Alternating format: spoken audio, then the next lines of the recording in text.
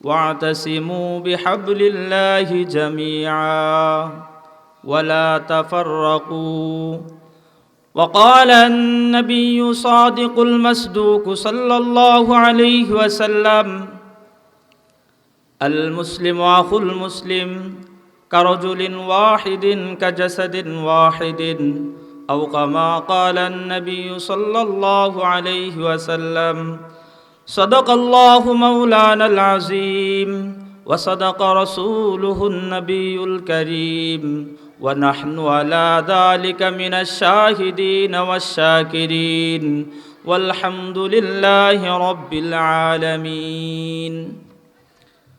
তালিমুস সুন্নাহ কওমি মাদ্রাসা ও এলাকাবাসীর উদ্যোগে আজকের ইসলামী সম্মেলনের মুহতারাম সভাপতি, দিগার উলামায়ে কেরাম, আমার সামনে উপস্থিত বেরাদরানে ইসলাম, পর্দার আড়ালে আমার সম্মানিতা মা ও বোনেরা, মহান আল্লাহ পাকের দরবারে লক্ষ কোটি শুকরিয়া যে আল্লাহ পাক রব্বুল আলামিন আমাদেরকে দুনিয়ার সমস্ত দুনিয়াবি কাজ থেকে ফারেক করে কোরআন ও হাদিসের ভাষায় জালিসুর রহমান জান্নাতের বাগানে আমাদেরকে আসার বসার তৌফিক দান করেছেন।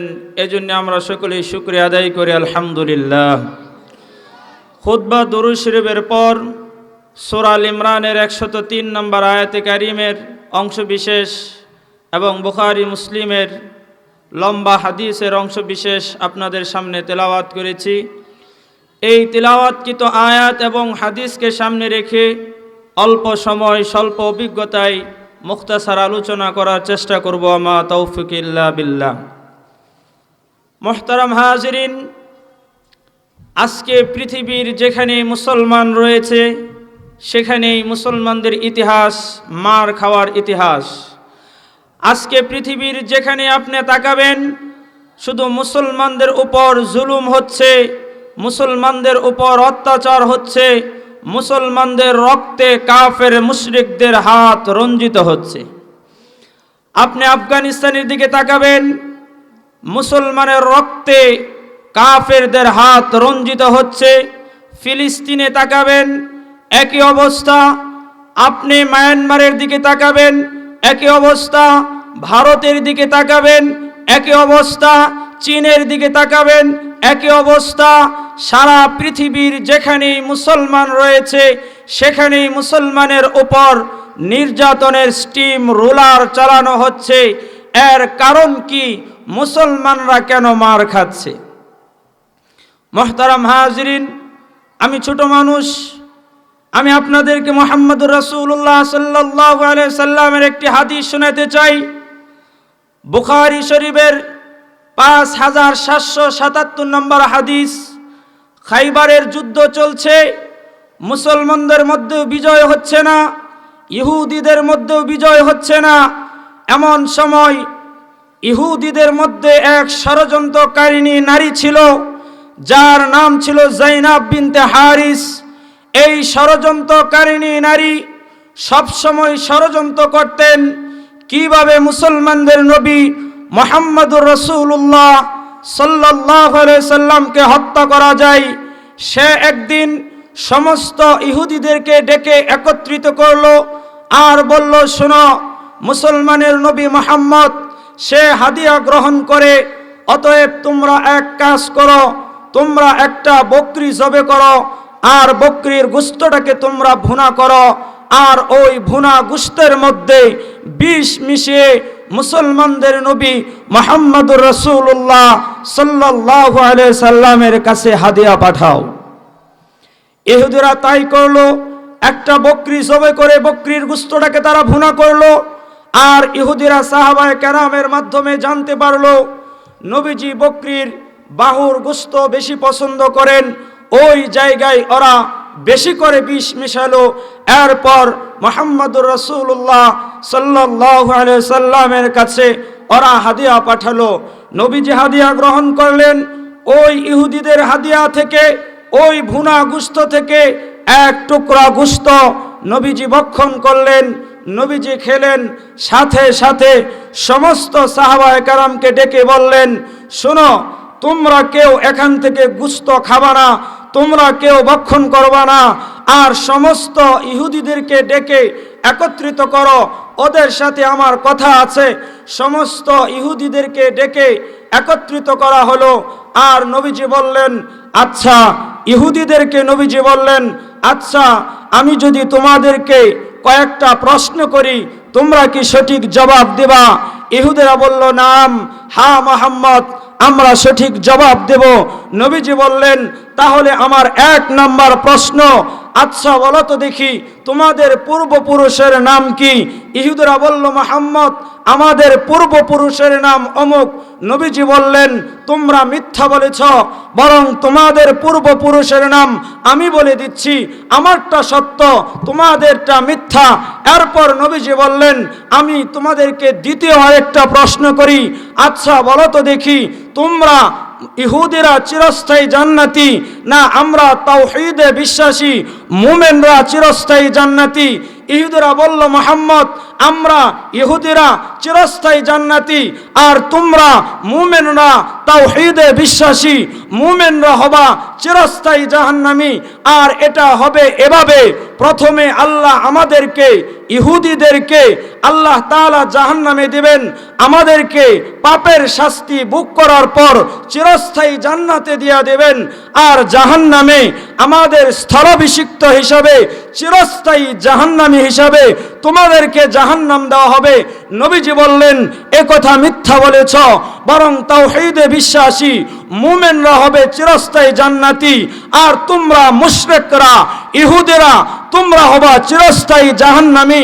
আমারটা সত্য, তোমাদেরটা মিথ্যা, তোমরাই বলো কারটা সত্য কারটা মিথ্যা। ইহুদিরা বলল, মুহাম্মদ, আপনারটাই সত্য, আমাদেরটা মিথ্যা, কারণ আমরা সত্যটাকে হাইড করার চেষ্টা করেছি, সত্যটাকে গোপন রাখার চেষ্টা করেছি, কিন্তু আপনার রব আল্লাহ আপনাকে সত্যটা জানিয়ে দিয়েছে। মুহাম্মদুর রাসূলুল্লাহ সাল্লাল্লাহু আলাইহি সাল্লাম ইহুদিদেরকে এই 2টা প্রশ্ন করে এ কথা বুঝালেন, আমি যদি তোমাদেরকে প্রশ্ন করি, আমার প্রশ্নের জবাবে তোমরা যদি মিথ্যা বলো, তাহলে সত্যটা আমার রব আল্লাহ আমাকে জানিয়ে দেন। অতএব তৃতীয় প্রশ্নের জবাব কিন্তু মিথ্যা দিবা না। আচ্ছা বলো তো দেখি তোমরা কি এই ভুনার মধ্যে বিষ মিশিয়েছ কিনা? ইহুদিরা কিং কর্তব্য বিমূঢ় হয়ে গেল, হতভম্ব হয়ে গেল। বিষের প্রশ্ন কোত্থেকে আসে?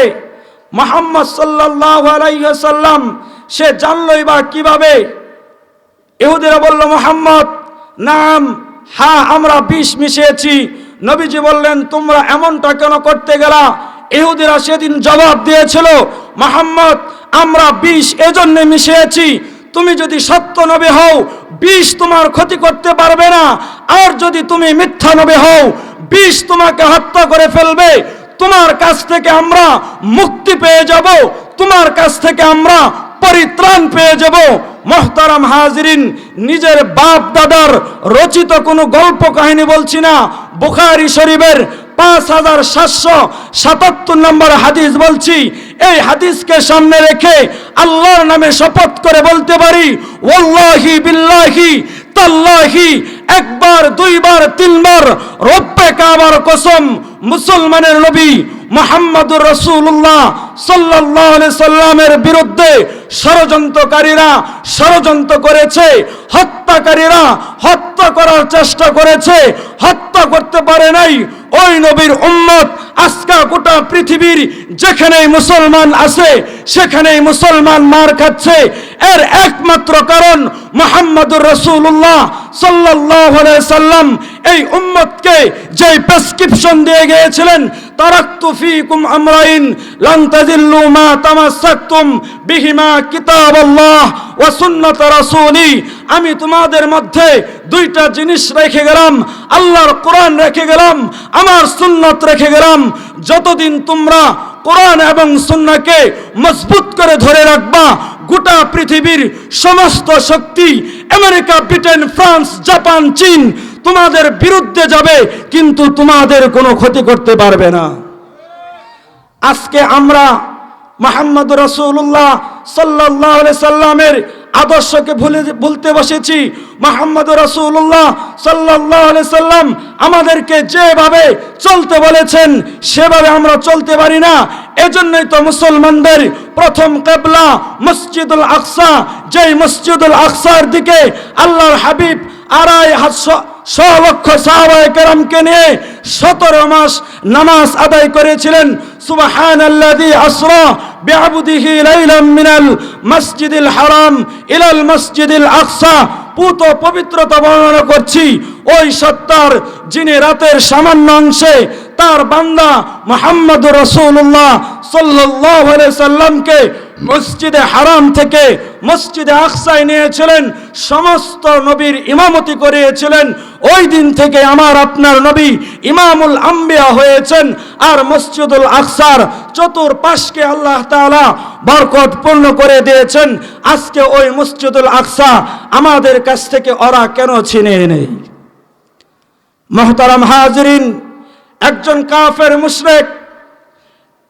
কাফের মুশরিক মুহাম্মদুর রাসূলুল্লাহ সাল্লাল্লাহু আলাইহি সাল্লামের কথাকে যেই পরিমাণ বিশ্বাস করেছে, নবীর কথাকে ওরা যেই পরিমাণ মেনেছে, ওই পরিমাণ বিশ্বাস, ওই পরিমাণ ইয়াকিন আজকে যদি আমার আপনার থাকতো, খোদার কসম করে বলতে পারি আমার আপনার প্রথম কিবলা দখল করবে তো দূরের কথা, ওই কিবলার দিকে ইসরায়েলের কাফের মুশরিকরা তাকানোর সাহস পাইত না।